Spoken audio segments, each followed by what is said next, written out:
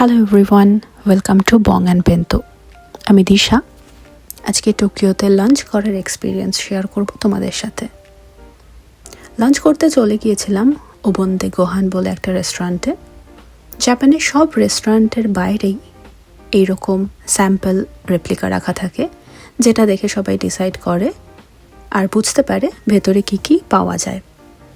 এই রেপ্লিকা ছাড়া ভেতরে কিউআর কোডও রাখা থাকে, যেখান থেকে খাবার সিলেক্ট আর অর্ডার করা যায়। কাউন্টারে সিট পেয়ে গেছিলাম, গিয়ে বসে পড়লাম।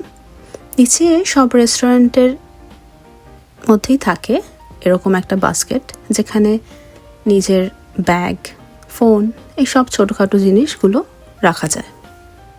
মেনু কার্ড আছে, কিউআর কোড আছে। মেনু কার্ড থেকে খাবার অপশন সিলেক্ট করে কিউআর কোড ইউজ করে অর্ডার প্লেস করে দিতে হয়।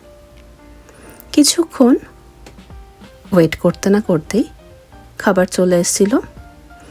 আমি জাপানিজ সেট মিল, যাকে জাপানিজে তেশোকু বলে, সেটা অর্ডার করেছিলাম, যেখানে রাইস থাকে, অনেকগুলো ডিফারেন্ট কাইন্ড অফ স্যালাড থাকে, একটা মেন কোর্স থাকে যেটা মেনলি চিকেন, ফিশ কিছু হতে পারে, তার সাথে থাকে মিসো স্যুপ। যেই রাইস আর মিসো স্যুপটা দেখতে পাচ্ছ এই ট্রের মধ্যে রাখা, সেটা রিফিল করা যায়। ইতাদাকি মাস বলে খাবার খাওয়া শুরু করলাম স্যালাড দিয়ে। যেটা বলছিলাম যে এই মিসো স্যুপ আর রাইস কিন্তু রিফিল করা যায় জাপানিজ রেস্টুরেন্টগুলোতে।